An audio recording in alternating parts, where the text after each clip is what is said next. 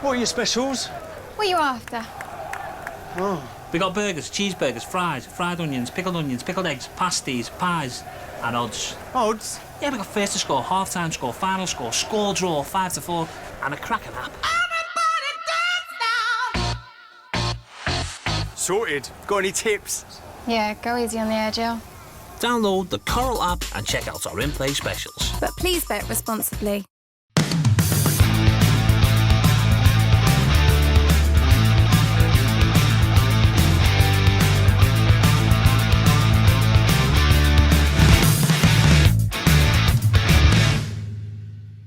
So welcome to Break Off, welcome to York. We're here in the Barbican for the 2014 Coral UK Championship. This is the most prestigious title in snooker outside of the Worlds at the Crucible, and we are expecting shocks aplenty over 12 days of world-class action. I'm joined by Ivan Hershevitz, the press officer for snooker, and I'm sure he cannot wait to discuss some of the big matches we've got coming up and some of the big shocks we've already had. Well, Ivan, we had a pretty good shock yesterday. Joel Walker, the 20-year-old from Sheffield, knocking out Alan the Angles McManus. I think he's ranked about 105, knocking out Alan, who's up at 24. But today, James Cahill knocking out Mark King. Seismic. Yeah, definitely the biggest shock so far. I think particularly the scoreline, 6-0, you know. We probably felt that Cahill would give King a good game. You know, King's such an experienced player, got to the semi-finals here 10 years ago. But 6-0 was a remarkable scoreline. But Cahill has form, you know. He beat John Higgins in a televised match at the Paul Hunter Classic earlier this season. He's been on the tour, about a year and a half now. He's an up-and-coming player. He's starting to get some results. And talk about coming from snooker stock. Of course, his mum, Maria, was a very good player. And her sister Mandy, who of course was married to Stephen Hendry. So, you know, you can imagine the family gatherings, kind of getting some advice about snooker from Uncle Stephen. Couldn't come from a much better source than that. But yeah, great result for the boy. Yeah, it's almost in the bloodline. Now, we're in the second year of the flat 128. It's an even playing field for absolutely everybody. Some mixed views about that, but Cahill's victory is an indication that for young up-and-coming players, having the opportunity can sometimes inspire great performances. Yeah, of course. You know, it is a chance for all of them to win one match, and you've won $3,000, and you're through to the TV stages. Whereas in the past, of course, you would have had to win 4 or 5 matches just to get to the venue.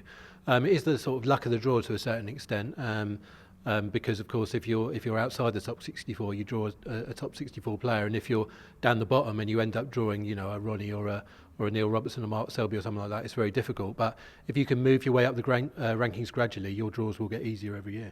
Well, a shock win for Cahill, Ivan, thanks for now. It was a little bit more business as usual for John Higgins, and there was a victory today for Jimmy White. He will return on Saturday to play Ding Junhui because he beat Dave Harold 6-2. We caught up with both of them after their matches. What will you do between now and your second match on Saturday? I think I'm going to put a new tip on. The tip that I put on before coming down, it's really spongy and wasn't really reacting the way I was hoping it would react out there. So hopefully get a new tip on and I'll play again Saturday again, so a couple of days to practice and then try and bed it in.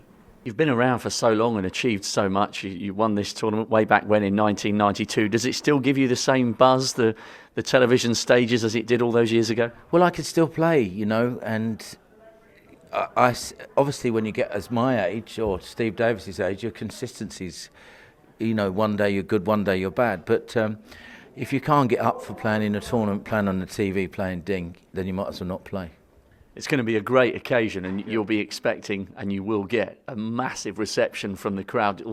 It'll get the butterflies going and the adrenaline flowing. That's what I love. That's why I play the game. So Jimmy White and John Higgins safely into the second round. Jimmy White, incidentally, 1,000-1 with Coral to lift the UK title. Remember, he was victorious in 1992. And another chap rolling back the years in style, Tony Drago, will also be in the second round after beating Dominic Dale 6 frames to 4. The Maltese Falcon, the Tornado, absolutely delighted with that. Well, they were playing today, but a man who was cooking up a storm in a rather different context was Marcus Campbell. A day after beating fellow Scot Scott Donaldson, Campbell was in great form.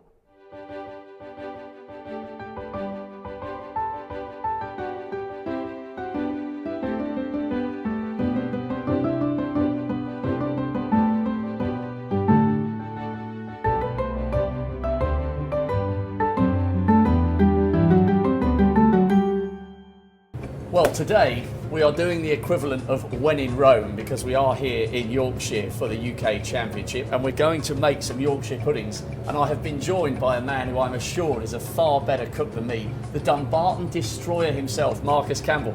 Marcus, you're a very, very fine sport for doing this. Do you do much cooking?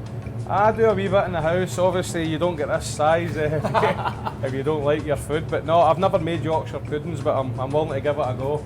Do you eat them? I mean, I must admit, I quite like them with a roast. I am no fussed, to be honest, but well, I'll try my own today, so I'm looking forward to it. Right, okay, so we have been told that it's basically equal measures of what goes in here. So we've got the milk, the flour, the eggs, and some water as well. So let's put it all over here and just crack on. There you go. Thank you. Now you've gone 2/3 full on that. I'm going to fill mine to the brim. So, I mean, you guys are now, as is well publicised, you spend so much time away from home on the road. When you do get back, is it quite nice to just do the normal stuff like cooking with the family? Oh, brilliant. I mean, I've had probably a couple of months off. I've been kind of, not been playing my best over the last couple of months, so I've been not entering the PTCs, so I've just been taking the kids to school and, doing the school run and, to be honest, it's been brilliant. Yeah, it's strange, isn't it? Because when you do spend quite a lot of time, I'm going to go for 3. You've gone for 2. So I think we're going to go a little bit different here, just to see whose is the best. Because I don't do much cooking, but my wife was laughing when I told her we were going to make Yorkshire puddings. She said, "I'm glad I'm not tasting them."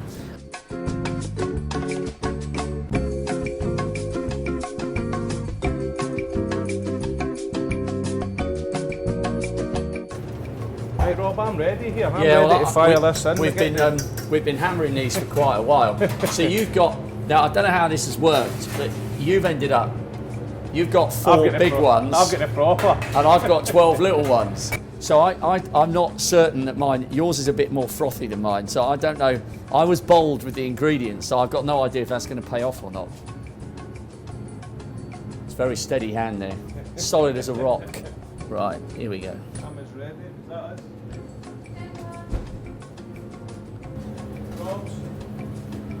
Just shove it in there. On your fingers, that's roasting. So there we go. Look, have a look at that.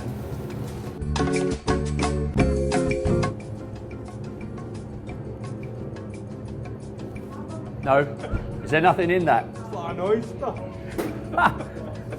I don't know whether to be offended by that or not. I was waiting on ice cream there. That's Right, hang on. I do taste that part of it. Too salty. No, I prefer yours. That is so nice. Very good. Oh, that was good. Yeah, wicked. Thanks, Marcus.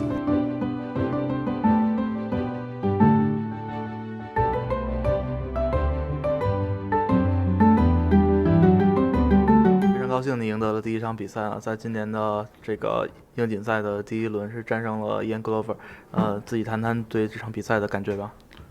这场比赛因为英锦赛我第2次参加，然后感觉赛场非常到位，然后观众也非常有礼貌。因为我也每一场比赛都知道，不管是靠前的靠后的选手都想赢，因为第一场比赛永远都是最重要的。然后赢完第一场比赛，才能接下来有信心打第2、第3场。看起来这场比赛你赢得特别轻松啊，6-1，然后这比赛里边你也打出了非常好的这个单杆破百啊、清台啊，以及各种很难的球都打进了。觉得对自己的状态很有信心吗？因为我打 UK 之前我没有打一个 PTC， 就是 European 的一个 PTC， 我感觉因为这个比赛要大一点，我要选择自己打有些比赛，就是选择性，因为比赛一连太多，我不能所有比赛都参加。我是觉得就是为了准备这比赛，我放弃了一些比赛，然后我想在一些大比赛当中更好的表现自己。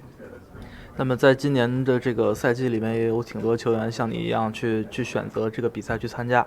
那么你觉得这个策略对自己来说很有效吗？还是很著名的特产叫约克郡布丁这个东西，相信你也吃过很多次。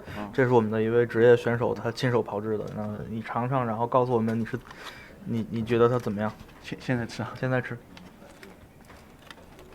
挺香。是挺香的。蛮好吃的，给他打个分。谁做的？你先打个分，然后我告诉你是谁得的。80分吧。 Well, Zhao Guodong tucking into some of the local cuisine, and he actually did look as though he enjoyed it, kind of.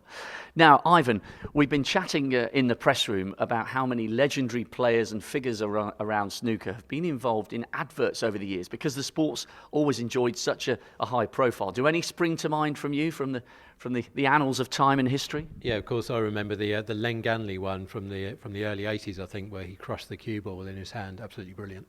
Well, that's one of the highlights. We have been delving through the seemingly endless archives of YouTube to come up with the top 3 snooker adverts. Take a look at these. Saatchi and Saatchi, eat your heart out.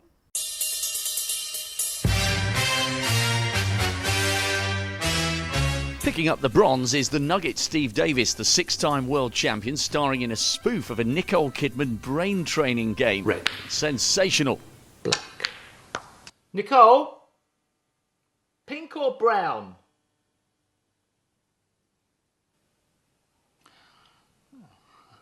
I'm not even on the bloody box. Silver goes to a very mean and moody effort from Messrs Selby and Trump in the Far East. There's something Matrix-esque about this one.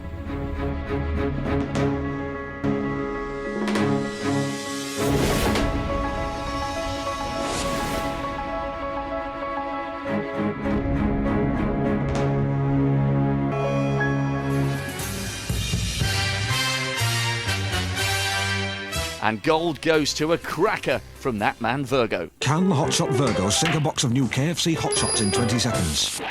Oh, brilliant shot. Look at that. Crispy chunks of chicken breast with a hot and spicy taste. A plant. Final piece. No bad luck, John. Proof there's nothing hotter on the table than hot shots from Kentucky Fried Chicken.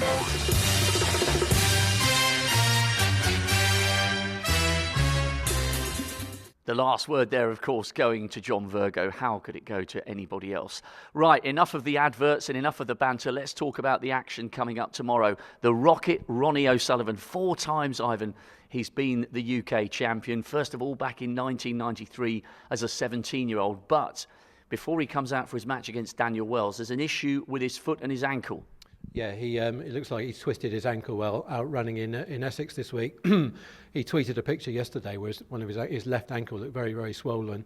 It's obviously painful. He is up here tonight trying to do some practice, so hopefully he'll be all right for tomorrow. He was absolutely imperious in winning the Champion of Champions in Coventry a couple of weeks ago, and he will be coming here thinking, if I can play like that again, then it'll be very difficult to stop me. But he has got this ankle problem, so let's see how he goes tomorrow. Yeah, you talk about the Champion of Champions. He was absolutely incredible. What a brilliant final between him and Judd Trump. Somebody else who got the crowd going for a very different reason at the Champion of Champions was Ali Carter. Just beyond words, the dignity and the courage he's shown this year, and what a reception he'll get when he comes out for his match against Zhang Anda at 2:30 tomorrow afternoon. Yeah, he got a brilliant standing ovation in Coventry. Poor old Ali, unfortunately, he'd left his dress suit at home. So when he got to the venue, he was wearing jeans and Ricky Walden's waistcoat, so he probably couldn't enjoy that moment as much as he would have wanted to. But he can really enjoy it tomorrow, and I think what it'll bring home to everyone is that snooker ultimately is just a sport, and to see Ali back competing is much more important than that. It will be a class moment. Let's hope he remembers his #1 wardrobe, because he will get a fantastic reception from this Barbican crowd here in York. So we started with 128, now just 88 remain. Remember, £150,000 on offer to the winner of this, the second most prestigious prize in snooker. As day by day goes on, the drama will continue to ratchet up. So join us again here on Break Off as we go through more and more action and more drama as the championship unfolds. Bye for now.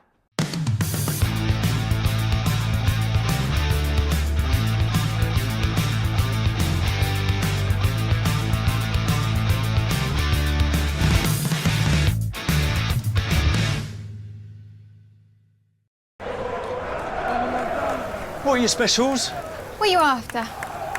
Oh. We got burgers, cheeseburgers, fries, fried onions, pickled eggs, pasties, pies, and odds. Odds? Yeah, we got first to score, half-time score, final score, score draw, 5-4, and a cracker nap. Sorted. Got any tips? Yeah, go easy on the air, Jill. Download the Coral app and check out our in-play specials. But please bet responsibly.